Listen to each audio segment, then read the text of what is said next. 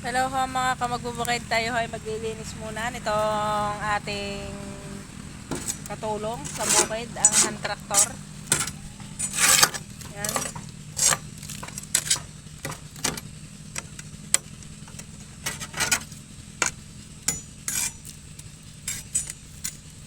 Lilinisan ho muna natin dahil na siya ho ay igagarahe na.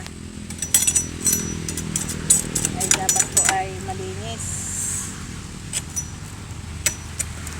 Tatanggalin ho itong mga ito. Yan.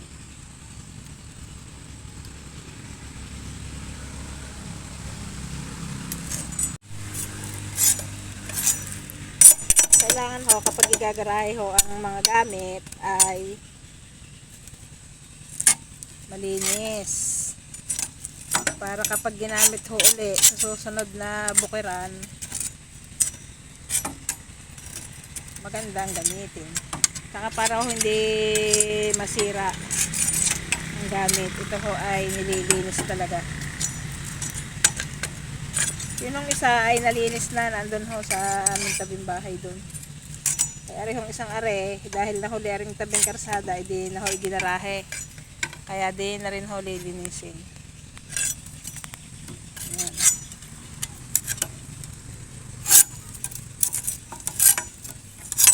Wala ho din yung yung pangkarwas nandun sa kabilang bahay.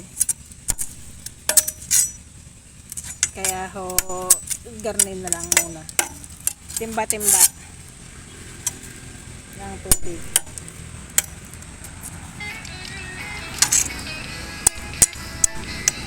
Sa silangan ng Mindoro, tauhan ay nababanaan. Ngayong malawak lupain, may pag-asa't liwanag. Doon nakatindig ang taong tapat at masipag.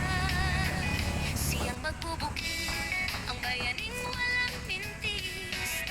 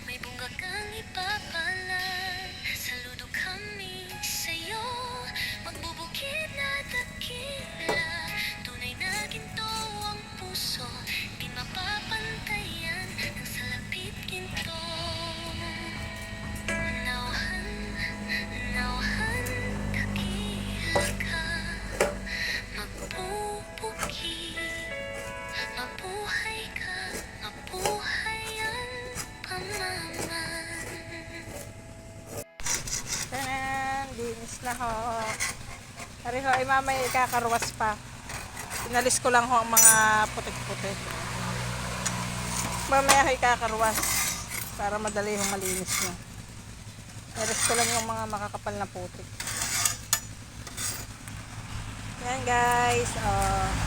Tapos pipinturahan ho yan para magmukhang bago. Yun lang guys. Thank you for watching. Thank you for watching guys.